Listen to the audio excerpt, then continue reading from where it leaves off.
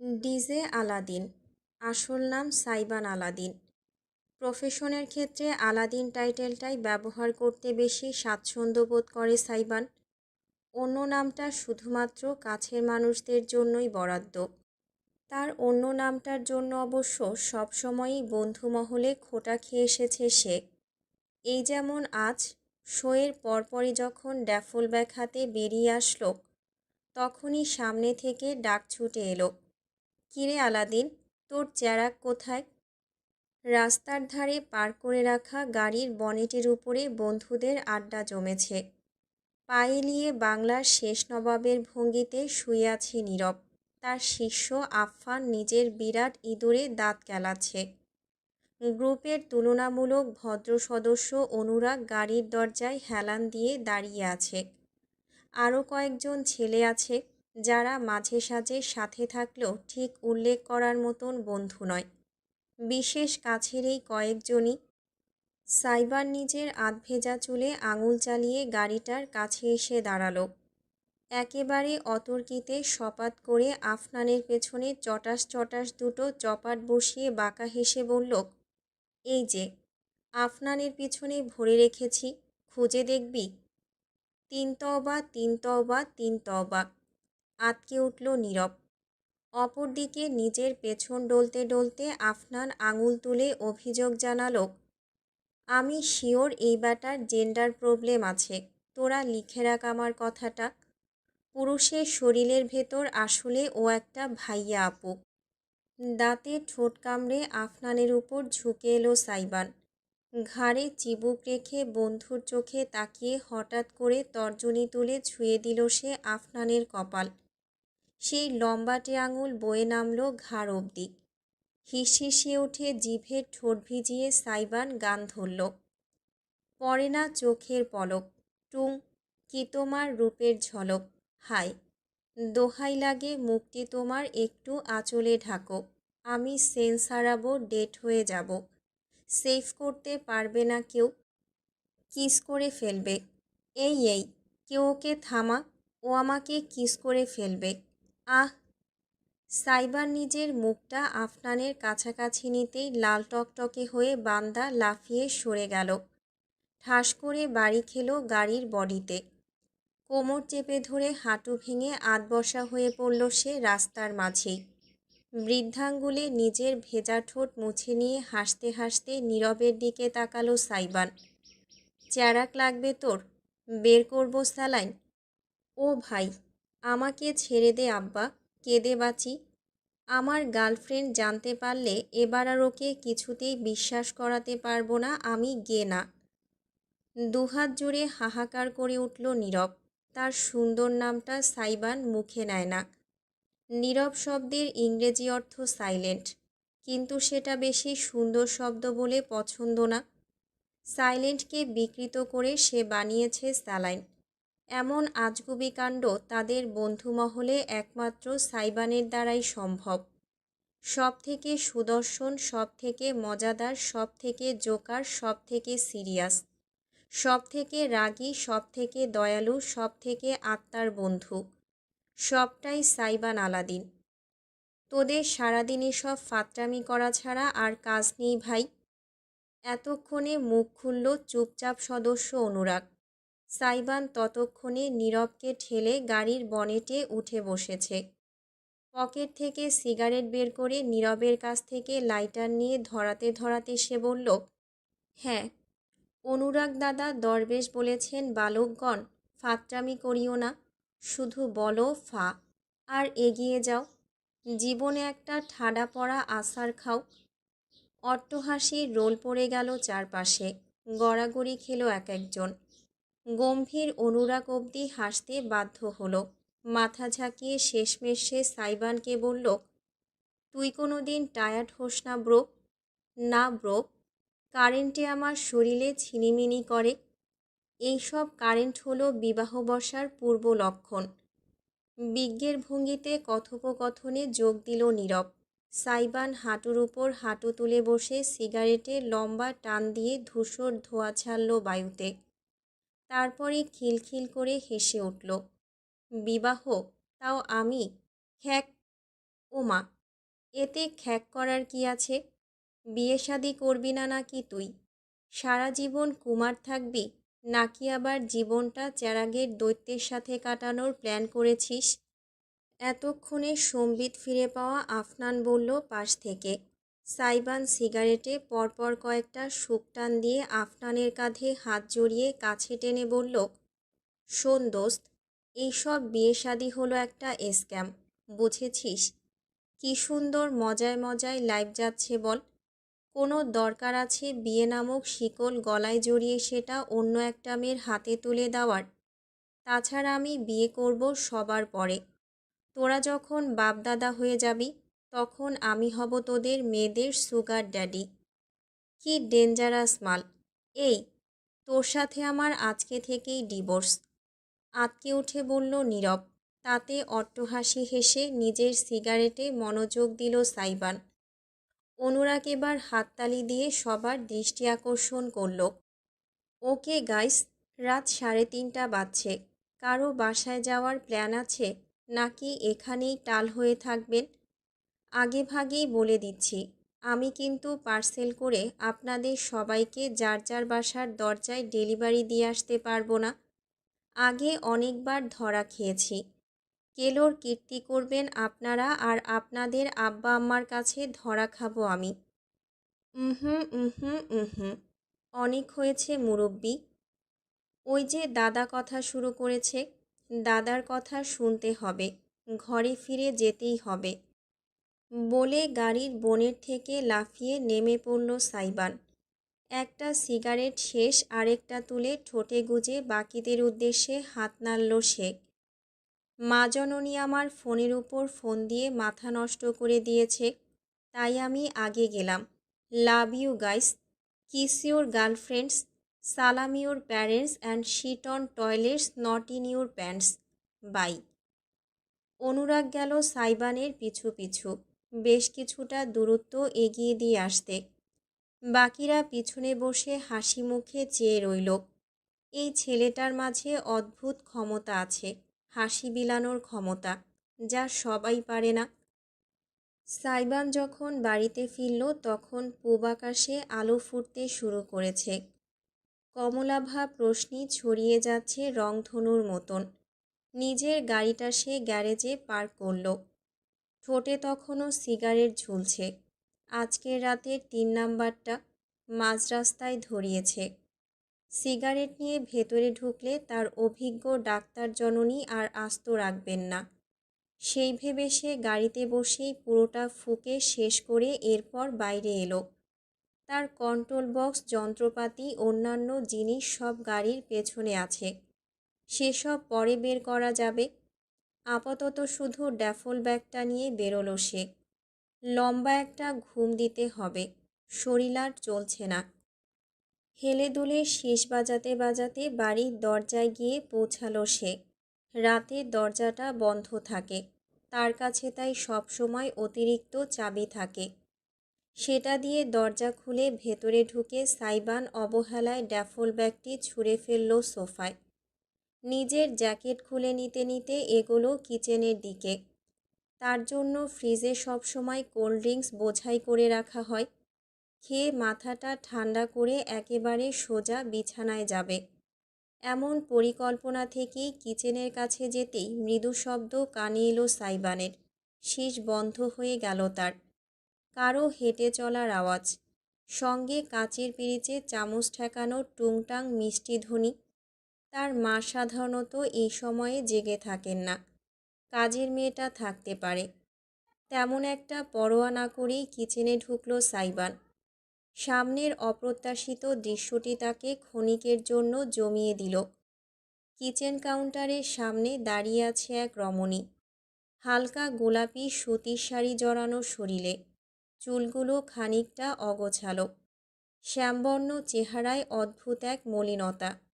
শরীরটা প্রয়োজনের তুলনায় একটু বেশি রুগ্ন। ফিনফিনে কবজিতে অতিরিক্ত বড় সাইজের চুড়ি দেখেই বোঝা যায়।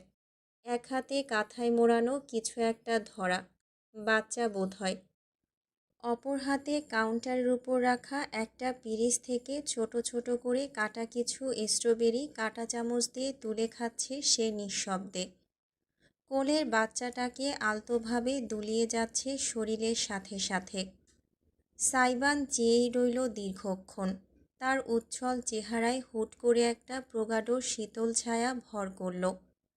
একদম নির্বিকারভাবেই সে বলে উঠল, ইরাম আপু। চমকে গিয়ে মুখ তুলে তাকালো ইরাম। খানিকটা প্রসারিত দৃষ্টিতে দেখল সামনে দাঁড়ানো ছেলেটাকে। না চাইতেও আপাদমস্তক পর্যবেক্ষণ করতে বাধ্য হলো। নিতান্তই কম বয়সী আধুনিক গোছের তাগড়া যুবক। বেশভূষা স্পষ্ট। একটা টি শার্টার ঢোলা কালো জিন্স পরনে, সেটার আবার হাঁটুর দিকটায় ছেঁড়া। ফ্যাশনটা চেনা ইরামের। রিপোর্ট জিন্স বলে ওটাকে। যদিও ছেঁড়া কাপড় পরার কোনো অর্থ ইরাম খুঁজে পায় না। ছেলেটার মুখটা তীক্ষ্ণ, একদম ক্লিন শেভড। ত্বকের রঙটাও হলদেটে ফর্সা, ঠিক চন্দন কাঠের মতন। বাংলাদেশি প্রবীণদের জন্য একদম আদর্শ চেহারা, যার জন্মের পরই হয়তো বলা হয়েছিল ঘরে চাঁদের টুকরো এসেছে। বাড়াবাড়ি রকমের পুরুষালী সৌন্দর্য, যা একদম পছন্দ নয় ইরামের। হালকা ভেজা চুলগুলো তার কপালে ছড়িয়ে আছে, তাতে ঢাকা ভ্রুতে স্পষ্টত জ্বলজ্বল করছে একটা ধাতব রিং। Eyebrow piercing. আরেকটা অপছন্দের জিনিস, অরণ্যর পরে এই একটা মানুষ যার বাহ্যিক অব্যয় ইরামকে কেমন যেন দমবন্ধকর অনুভূতি দেয়। আগে এতটা হতো না, তবে অরণ্যর সাথে সংসার করার পর জিনিসটা বেড়ে গিয়েছে, ট্রমার মতন। নিজের অস্বস্তিগুলো চেপে ইরাম হালকা গলায় বলল, ভালো আছো আলাদিন? সাইবানের দুই হাতের মুঠো শক্ত হয়ে এলো। তাকে এই নামটায় বাড়িতে কেউ ডাকে না, কারণ ছোটবেলা থেকেই খ্যাপানোয় হম্বিতম্বি করত সে। তাই পরিবার আর চেনা পরিচিত সকলেই তাকে সাইবান বলেই ডাকে। পারিবারিক সদস্যদের মধ্যে একমাত্র ইরাম মেয়েটাই তাকে আলাদিন বলে ডাকে। অনেকবার মানা করেছে সে, অথচ মেয়েটি বারবার তাকে বলে এসেছে এই আলাদিন নামটা নাকি সুন্দর। আপনাকে দেখতে পাবো ভাবিনি। মুন্সিবাড়িতে বেড়াতে এসেছেন? বলতে বলতে হেঁটে ফ্রিজের কাছে গেল সাইবান। ভেতর থেকে একটা কোল্ড ড্রিঙ্কসের ক্যান বের করে চুমুক দিল। কৌতূহলী দৃষ্টিতে পিছনে তাকালো। যেখানে দাঁড়িয়ে আছে ইরাম, তার বুকে অতি যত্নে ঠেকিয়ে রাখা ছোট্ট বাচ্চাটার মুখ দেখা যাচ্ছে না। অথচ হঠাৎ করেই সাইবানের দেখতে ইচ্ছা করছে। না, বেড়াতে আসিনি, থাকতে এসেছিলাম। থাকতে পারিনি তাই চলে যাচ্ছিলাম। তখন খালামুনির সাথে দেখা, সেই নিয়ে এসেছে তোমাদের বাসায়। ইরামের অতি সৎ জবাব শুনে চুমুক দেওয়ার মাঝপথে কেসে উঠল সাইবান। সে আঁচ করতে পেরেছিল ঘটনা কিছুটা এমনই হবে। ওই বাড়ির মানুষগুলোর সঙ্গে তার পরিবারের সম্পর্ক বিশেষ ভালো নয় বহু বছর যাবৎ। সাইবান স্কুলে থাকতেই ইরাম এই বাড়িতে আসা ছেড়ে দিয়েছিল। আজ এসেছে, তার মানে ঘটনা গুরুতর কিছুই। তবে এইভাবে স্বীকার করে নেবে সেটা সাইবান আন্দাজ করেনি। কয়েক মুহূর্ত সে বুঝতে পারল না সে কিভাবে ইরামের সাথে কথা বলবে। 5 বছরের বেশি হয়েছে তার ইরামের সঙ্গে কথা হয় না। বিয়েতে অবশ্য নিমন্ত্রণ পেয়েছিল। মায়ের জোড়াজুড়িতে গিয়েছিল 1 ঘন্টার জন্য। অন্যান্য অতিথিদের মাঝে দূর থেকে এক পলক বউ সাজে ইরামকে দেখেই চলে এসেছে, এইটুকুই। বিয়ের পর তো একদমই যোগাযোগ হয়নি। সত্যি বলতে ইরামের অস্তিত্ব সে ভুলেই গিয়েছিল প্রায়। আজ দেখে একে অপরকে কেমন যেন অপরিচিত লাগছে। সে নিশ্চিত ইরামেরও তেমনটাই লাগছে। থাকতে এসেছেন মানে? আর ওটা আপনার বাচ্চা? তর্জনী তুলে ইজানের দিকে ইঙ্গিত করল সাইবান। ইরাম এবার সোজা হয়ে দাঁড়ালো। বুকে লেপ্টে থাকা আধঘুম ইজানকে আরেকটু তুলে ভালোভাবে ধরে জানালো, ওর নাম ইজান। ও, ম্যাচ করেছে আপনার সাথে। ইরাম ইজান। থ্যাঙ্কস। থাকতে এসেছেন এটার অর্থ বললেন না। আপনার হাজবেন্ড কোথায়? আমাদের 3 মাস আগে ডিভোর্স হয়ে গিয়েছে। আরেক দফায় ঝটকা খেল সাইবান। আজ তার সাথে হচ্ছেটা কি? এই ইরাম মেয়েটা কি পণ করিয়ে এসেছে তাকে অবাকের উপর অবাক করবে? নিজের ডিভোর্সের কথাও কেউ এত স্বাভাবিকভাবে কেমন করে বলে? এই তাহলে কারণ মুন্সিবাড়িতে তার জায়গা না হওয়ার। বাঁকা একটা হাসি ফুটল সাইবানের ঠোঁটে। একদম হঠাৎ করেই সে বলল, আপনি তাহলে ফাইনালি বুঝতে পেরেছেন অসহায়ত্বের মানে। ভ্রু উঁচু হলো ইরামের। সাইবানের কথার ধাঁচটা তার ভালো লাগেনি। ইজানকে কাঁথায় আড়াল করে নিয়ে সে সরাসরি তাকালো ছেলেটার দিকে। তুমি কি বলতে চাইছো আলাদিন? পরিষ্কার করে বলো। এটাই যে মানুষের জীবনে এমন একটা সময় আসে যখন সব কিছু থাকার পরেও মনে হয় তার কাছে কিছুই নেই। নিরেট একাকিত্বের ভয় তাকে ঠুকরে শেষ করে। সাইবান দুহাত মেলে খানিকটা নাটকীয় ভঙ্গিতে বলল। তার ঠোঁটের হাসিটা ক্রমশ বিস্তৃত হলো। সুচারু চোখে ইরামার এক নজর আড়ালে থাকা ইজানকে দেখে সে যুক্ত করল, আপনি অবশেষে একাকিত্ব টের পেয়েছেন। যাই হোক, এনজয় দ্য নাইট। আমার ভীষণ ঘুম পাচ্ছে। ভাগ্যে থাকলে পরে দেখা হবে। দুই হাতে স্যালুট ঠুকে শীষ বাজিয়ে বেপরোয়া ভঙ্গিতে কিচেন থেকে বেরিয়ে গেল সাইবান। ইরাম নিজের জায়গায় স্থির দাঁড়িয়ে ছেলেটার চলার পথে তাকিয়ে রইল। সাইবানের শেষ কথাগুলো তার ভেতরের কোথাও একটা আঘাত করেছে, যেন ছেলেটা কোনো কারণে ইরামের উপর রেগে আছে, যার সাথে ঠিকমতো কথাই হয়নি বহু বছর যাবৎ। তার অজানা ক্রোধের কারণটা ইরাম হাজার ভেবেও উন্মোচন করতে পারল না। বেশি ভাবার সময় অবশ্য সে পেল না। ইজান কেঁদে উঠতেই ছেলের দিকে মনোযোগী হতে হলো তাকে। দুপুরবেলা। এমনিতে শো শেষ করে এসে সাইবান সন্ধ্যার আগে ঘুম থেকে ওঠে না। তবে আজ দুপুর 2টার দিকেই তার ঘুম ভেঙে গেল। অনেক চেষ্টা করলেও পুনরায় ঘুম ফিরিয়ে আনা গেল না। তাই উঠে পড়ে একটা লম্বা গোসল সেরে সে নিজের রুম থেকে বের হলো। ভীষণ ক্ষুধা লেগেছে। গত প্রায় 12 ঘন্টা যাবৎ পেটে কিছুই পড়েনি। দ্রুতই সে ডাইনিং রুমে চলে এলো। জানে খাবারের আয়োজন হবে আজ। না হলেও অবশ্য তার জন্য সবসময় হটপট ভর্তি থাকে। আজও ব্যতিক্রম নেই। টেবিল ভর্তি সুস্বাদু খাবারের পদে। ভাত খিচুড়ি দুটোই আছে, কারণ সাইবানের খিচুড়ি পছন্দ। ডিম ভাজা, মুরগির তরকারি, খাসির কাবাব, সালাদ আর আচার। আরও কিছু ছোটোখাটো শাকসবজির পদ আছে যেসবের প্রতি মনোযোগ দেওয়ার প্রয়োজন বোধ করল না সাইবান। চেয়ার টেনে ধপাস করে বসে পড়ল সে। দ্রুতই প্লেটে পাহাড়ের মতন খিচুড়ি বেড়ে নিয়ে আমের আচারের দিকে হাত বাড়ালো।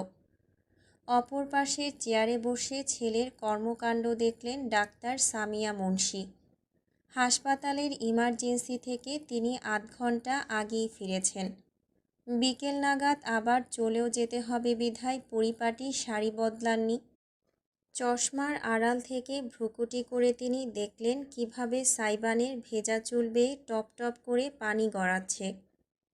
কতবার বলেছি গোসলের পর ভালো মতো মাথা মুছতে হয়, নতুবা ঠান্ডা লাগবে।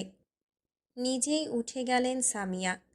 রুম থেকে তোয়ালে নিয়ে এসে মায়ের কথায় পাত্তাই না দেওয়া ছেলের মাথায় চাপলেন।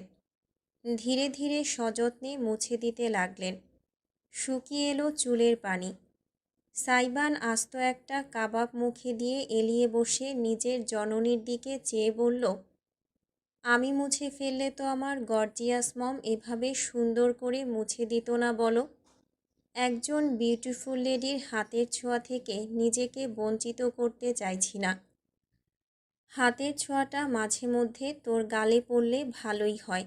বল, তাহলে যদি ফোনটা কল করার জন্য খোলা পাওয়া যায়। উফ মম, তুমি বোঝো না। তুমি না ডাক্তার। এই দেখো, আমি ফোন বন্ধ করে ফেললে তোমার টেনশন হয়। সেই টেনশনে তোমার রক্ত সঞ্চালন বাড়ে। রক্ত সঞ্চালন বাড়লে শরীরের ত্বক জেল্লাদার হয়, একদম লাল লাল গ্লো মারে। আফনানকে দেখেছো না? ওই যে লাল মুরগিটা, একদম ওর মতন। তখন তোমাকে দেখতে হুড়পড়ি সকিনা বিবির মতন লাগে। আমি ইনডাইরেক্টলি তোমার সৌন্দর্য বাড়াতে ভূমিকা রাখছি, বুঝেছো? আর টেনশনে যে কোলেস্টেরল বাড়ে, রক্তচাপ উঠে যায়, তার বেলা অর্ধেক জ্ঞান নিয়ে ঘুরিস কেন, গর্ধপ? হা হা। ছেলের মাথায় চাটি দিতেই খিলখিল করে হেসে উঠল সাইবান। অদূরে চেয়ারে বসে দৃশ্যটি চোখ মেলে দেখল ইরাম। কি সুন্দর একটা সহজ সম্পর্ক মা ছেলের মাঝে, একদম বন্ধুর মতন। এরকম কোনো সম্পর্ক কি সে ভবিষ্যতে ইজানের সঙ্গে গড়তে পারবে? সামিয়া নিজের চেয়ারে ফিরে এলেন। সকলেই খাওয়া শুরু করেছে। তিনি ইরামের প্লেটের দিকে তাকালেন।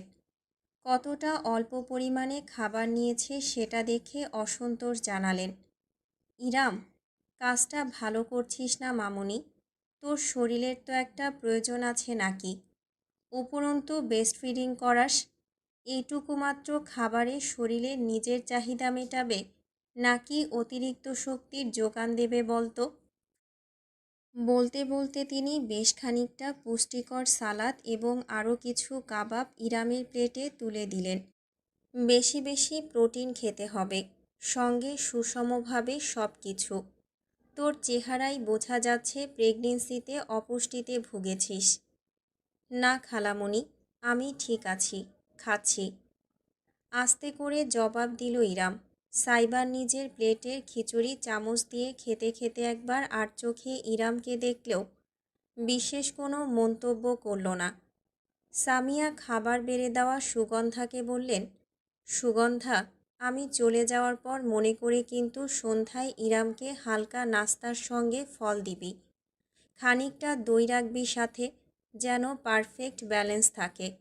আর করিমকে আমি বাজারে পাঠিয়েছি, এলে চেক করে দেখিস লিস্ট ধরে কিছু ফর্মুলা মিল্ক লিখে দিয়েছি, ওগুলো এনেছে কিনা। ঠিক আছে আম্মা, আপনি একটু টেনশন নিয়েন না, আমি সব সামলাই নিব। কথোপকথন শুনে কান খাড়া করে ফেলল ইরাম। দ্রুত বলল, না না খালামণি, এত কিছু করতে হবে না তোমাকে। ইজান ঘুমিয়েছে, ওর ঘুম ভাঙলেই আমি চলে যাব। কোথায় যাবি? খালার প্রশ্নে থমকালো ইরাম। চোখ পিটপিট করে খানিকটা দ্বিধা নিয়ে শেষে উত্তর করল, ঠিকানা তো একটা হবেই, তাই না? আমার আগের মেসটা খুব সম্ভবত এখনও খালি আছে। না থাকলেও সমস্যা নেই, রুমমেট মেয়েটা ভালো, ওর সাথে কয়েকটা দিন থাকা যাবে। তুমি চিন্তা করো না, আমি ব্যবস্থা করে ফেলব। আজীবন তো সবার জন্য ব্যবস্থাই করে এসেছিস, আর কত? ইরাম হাতের মুঠো শক্ত করে ফেলল। নিজের প্লেটের দিকে চেয়ে বলল, আর কারো কথা জানি না, কিন্তু আমি সত্যিই কারো উপর বোঝা হতে ইচ্ছুক না খালামণি। তুমি আমাকে তোমার বাসায় একটা রাত থাকতে দিয়েছ, এর কৃতজ্ঞতা আমি কেমন করে মেটাবো জানি না। আমায় আর ঋণী করো না। যার আপন মানুষেরাই দায়িত্ব এড়িয়ে গিয়েছে, তার প্রতি তোমার কোনো কর্তব্য নেই? হ্যাঁ, যে অসহায় মেয়েটার প্রতি সকল দায়িত্ব স্বামী, ভাই, পরিবার সবাই এড়িয়ে গিয়েছে, সেই মেয়েটার প্রতি আমার কোনো দায়িত্ববোধ নেই, কিন্তু আমার ঘরের বউয়ের জন্য আছে। ইয়াক থু। দাঁতের নিচে এলাচ কামড় পড়ায় ঠিক ওই মুহূর্তেই ঝটকা দিয়ে উঠল সাইবান। হাতের চামচটা তার মেঝেতে পড়ে ঝনঝন শব্দ তুলল, অথচ মুখের এলাচ তার মুখেই রয়ে গেল। বিস্ফোরিত দৃষ্টিতে সে তাকালো নিজের মায়ের দিকে। কি বললে তুমি মম? হু? My future daughter in law. Yes, you heard that right buddy. স্মিত হেসে ছেলেকে ঠিক তার স্টাইলেই জবাব দিলেন সামিয়া।